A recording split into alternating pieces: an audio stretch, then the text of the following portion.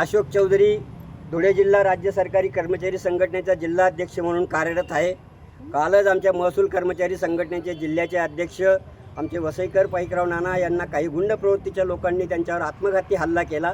प्रशासनाच्या कामकाजाच्या बाबतीत त्यांना काही तीव्र निवेदन करायचं असेल तर त्यांनी वरिष्ठांना आदेश करायला हवे होते, असं आमच्या कर्मचाऱ्यावर त्या पद्धतीने त्यांनी जो हल्ला केला त्याच्या बाबतीत सगळी कर्मचारी त्याच्या बाबतीत आमचा निषेध व्यक्त करत आहोत। काल दिवसभर आम्ही काम बंद आंदोलन केलं होतं, आजही आम्ही काम बंद आंदोलन केलेलं आहे। आता जिल्हाधिकाऱ्यांनी आम्हाला काल आश्वासित केलं होतं की तुम्ही त्या थराला काही जाऊ नका, मी SP साहेबांशी बोलतो आणि त्या पद्धतीने निर्णय घेतो, परंतु जोपर्यंत त्या माणसाला अटक होत नाही तोपर्यंत मात्र आम्ही संपावर ठाम आहोत, असं आमच्या सगळ्या कर्मचाऱ्यांच्या वतीने मी आपल्याला जाहीरपणे सांगू शकतो। याच्यानंतर कलेक्टर साहेबांनी पुन्हा आम्हाला बोलवलेलं आहे, त्यांचं मनोवन ऐकून त्यांनी काय मार्ग काढला आहे त्या मार्ग काढल्यानंतर आम्ही नेत्यांशी बोलू आणि त्याच्यानंतर आमचा पुढचा मार्ग आम्ही स्वीकारू। परंतु आमची ठाम भूमिका आहे की जोपर्यंत त्या माणसाला अटक होत नाही तोपर्यंत आमचे कर्मचारी कामावर जाणार नाहीत, ही आमची भूमिका आहे। त्या पद्धतीने प्रशासनाने त्याची काळजी घ्यावी आणि प्रशासनाने आपल्या कर्मचाऱ्यांना सगळ्यांना त्यांनी संरक्षण द्यावं, ही एक आम्ही त्यांच्याकडे विनंती केलेली आहे। जोपर्यंत आम्हाला आमचं संरक्षण मिळत नाही तोपर्यंत आम्ही कुठल्याही पद्धतीने कर्मचाऱ्यांना शासनाला सहकार्य करू देणार नाही,